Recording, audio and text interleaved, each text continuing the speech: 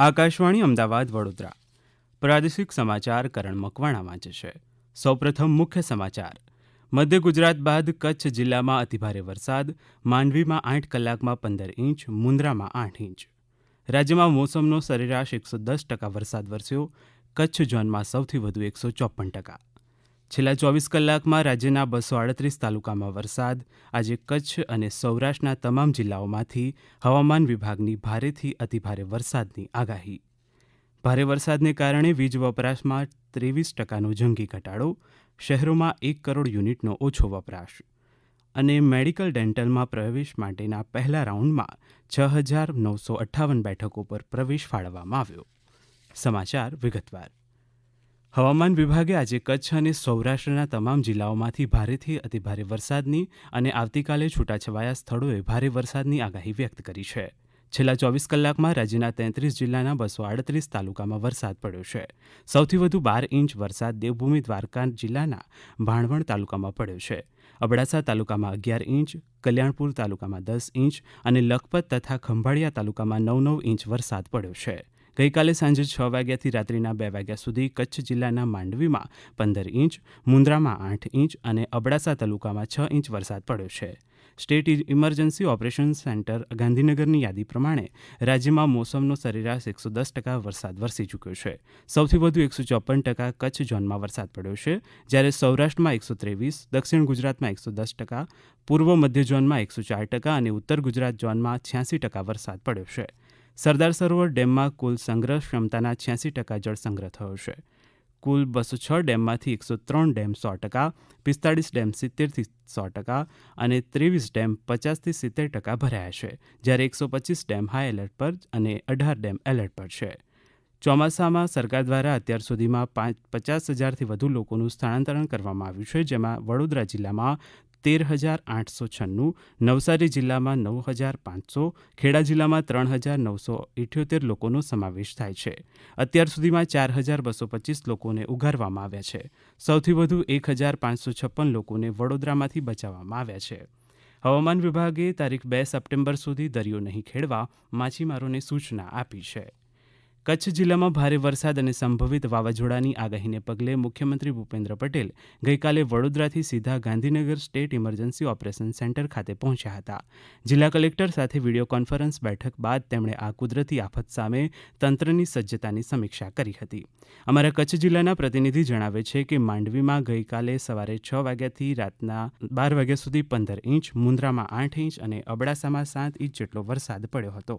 આ અંગે કચ્છ જિલ્લાના કલેક્ટરે આ મુજબ જણાવ્યું.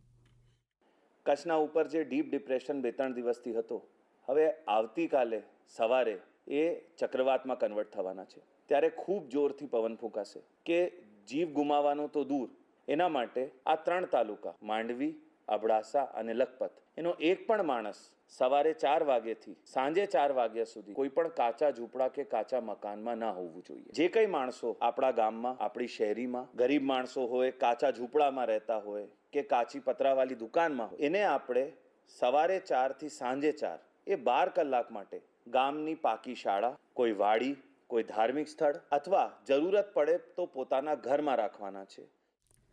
માંડવી તાલુકામાં છેલ્લા 5 દિવસમાં પડેલા ભારે વરસાદને પગલે જનજીવન ખોરવાયું છે. પ્રભારી મંત્રી પ્રફુલ પાનશેરિયા માંડવી શહેરના બાબાવાડી વિસ્તારની મુલાકાત લઈ સ્થળાંતરિત કરવામાં આવેલા નાગરિકોના ખબર અંતર પૂછ્યા હતા. ગઈકાલે મુખ્યમંત્રી ભૂપેન્દ્ર પટેલે જામનગર જિલ્લામાં પડેલા ભારે વરસાદને કારણે ઊભી થયેલી સ્થિતિની સમીક્ષા કરી હતી. તેમણે દેવભૂમિ દ્વારકા જિલ્લાના ખંભાળિયાની મુલાકાત લીધી હતી અને પૂરગ્રસ્ત વિસ્તારોનું હવાઈ નિરીક્ષણ કર્યું હતું. તેમણે કણઝાર ચેકપોસ્ટ ખાતે રામનગર વિસ્તારના અસરગ્રસ્તો સાથે વાતચીત કરી હતી.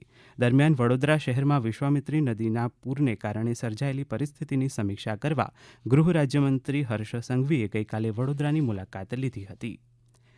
મહીસાગરમાં સતત વરસી રહેલા વરસાદને પગલે વીરપુર તાલુકાના આસપુરા ગામમાં કાચા મકાનની દિવાલ ધરાશાયી થઈ હતી. આ ઘટનામાં એક મહિલાનું મોત નીપજ્યું છે. મહીસાગરમાં અત્યાર સુધીમાં 125 મકાન ધરાશાયી થયા અને 3 લોકોના મોત થયા છે. મહીસાગર જિલ્લામાં છેલ્લા 4 દિવસથી અવિરત વરસાદ વરસી રહ્યો છે, જેના કારણે જિલ્લાના અલગ અલગ ગામોની અંદર મકાન ધરાશાયીની ઘટના સામે આવી રહી છે. અત્યાર સુધીમાં જો વાત કરીએ તો 125 જેટલા મકાનો વરસાદના કારણે ધરાશાયી થયા છે, જેમાં કુલ 3 વ્યક્તિના મોત થયા છે. જેને લઈ જિલ્લા પ્રભારી બચુભાઈ ખાબડ દ્વારા તાત્કાલિક બેઠક બોલાવી 125 મકાનોની સહાય તેમજ રોડ રસ્તા અને અન્ય આરોગ્યલક્ષી સેવા માટે તંત્રને સૂચના આપવામાં આવી છે. આ માહિતી અમારા મહીસાગર જિલ્લાના પ્રતિનિધિ કૌશિક જોશી આપી રહ્યા હતા. પશ્ચિમ રેલવેના વડોદરા ડિવિઝન પર ભારે વરસાદને પગલે પાણી ભરાવાથી આજે Vadodara Ahmedabad Sankalp fast passenger, Pratapnagar Alirajpur passenger, Chhotaudepur passenger, Pratapnagar passenger, Pratapnagar Chhotaudepur passenger ટ્રેનને રદ કરવામાં આવી છે, જ્યારે આવતીકાલે પ્રતાપનગર પેસેન્જર, પ્રતાપનગર અલીરાજપુર પેસેન્જર ટ્રેનને રદ કરવામાં આવી છે. આ સમાચાર આપ આકાશવાણીના અમદાવાદ વડોદરા કેન્દ્ર પરથી સાંભળી રહ્યા છો, જે આપ અમારી YouTube channel AIR news Gujarat પર પણ સાંભળી શકશો. વધુ સમાચાર માટે આપ અમારા ટ્વિટર હેન્ડલ AIR_news_ABAD ને ફોલો કરી શકો છો. રાજ્યમાં ભારે વરસાદને પગલે વીજ વપરાશમાં 23% જંગી ઘટાડો નોંધાયો છે. છેલ્લા 5 દિવસથી દૈનિક સરેરાશ 6 કરોડ વીજ એકમનો વપરાશ ઘટ્યો છે, જે આ ચોમાસાની સિઝનમાં પ્રથમવાર છે. સરકારી વીજ ઉત્પાદન અને વિતરણ કંપનીઓના સંકલિત અહેવાલ પ્રમાણે ગુરુવારે સવારની સ્થિતિએ વિતેલા 5 દિવસમાં ઔદ્યોગિક હેતુસર વીજ વપરાશમાં 2 કરોડ યુનિટની માંગ ઘટી છે. ભારે વરસાદને પહેલા ઔદ્યોગિક હેતુ માટે દૈનિક 16થી 17 કરોડ વીજ યુનિટનો વપરાશ હતો, જે ઘટીને 13થી 14 કરોડ થયો છે. રાજ્યમાં ભારે વરસાદને પગલે અનેક જગ્યાએ વૃક્ષ ધરાશાયી થતાં બંધ થયેલા રસ્તાઓ પર અવરજવર પૂર્વવ્રત કરાઈ છે. અમરેલી જિલ્લાના રાજુલા વીજપડી રોડ, કચ્છના અંજાર સતાપર લાખાપર રોડ તથા ભુજ માંડવી રાજમાર્ગ, જામનગરના જામજોધપુરથી તરસાઈ ગામને જોડતા હનુમાનગઢ ગામના રસ્તા પર ધરાશાયી થયેલા વૃક્ષને તંત્રએ હટાવી રસ્તા ખુલ્લા કર્યા હતા. કચ્છની અંજાર નગરપાલિકાએ ભારે વરસાદને કારણે ધરાશાયી થયેલા જોખમી હોર્ડિંગ્સને તાત્કાલિક અસરથી દૂર કરાવ્યા છે.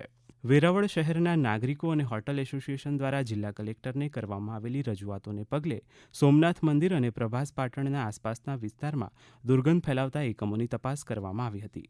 અમારા ગીર સોમનાથના પ્રતિનિધિ જણાવે છે કે વેરાવળમાં માછલી સૂકવીને તેનો પાવડર બનાવતી ફેક્ટરીઓ દ્વારા અતિ તીવ્ર દુર્ગંધ આખા શહેરમાં ફેલાતી હોવાનું તપાસ દરમિયાન સામે આવ્યું છે. આ સમસ્યાના નિરાકરણ માટે કલેક્ટર દ્વારા GIDC વેરાવળના ડ્રાય ફિશ એસોસિએશનના પ્રતિનિધિઓ સાથે બેઠક કરી દુર્ગંધ ન ફેલાય તે માટે સૂચનાઓ આપવામાં આવી હતી. પાટણના પ્રાદેશિક વિજ્ઞાન કેન્દ્ર ખાતે રાષ્ટ્રીય અવકાશ દિવસની ઉજવણી કરાઈ.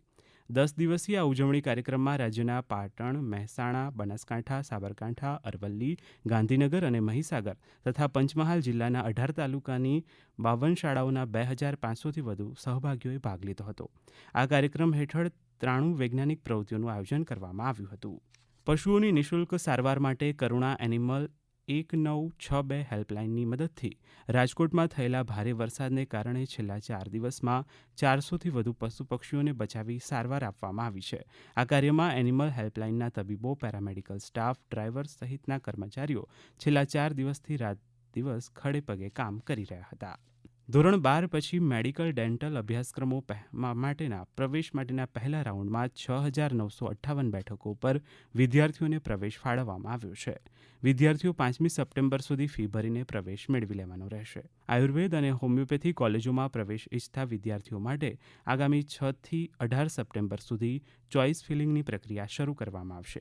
ઉલ્લેખનીય છે કે પહેલી વખત આયુર્વેદ અને હોમિયોપેથી માટે અલગ પ્રવેશ પ્રક્રિયા હાથ ધરવામાં આવી છે. મુખ્યમંત્રી ભૂપેન્દ્ર પટેલે સરકાર બાહેધરી લેતી હોય તેવી ધિરાણ યોજનાઓમાં લાભાર્થીઓને આપવામાં આવતા બેન્કોના સક્રિય સહયોગ માટે અનુરોધ કર્યો છે.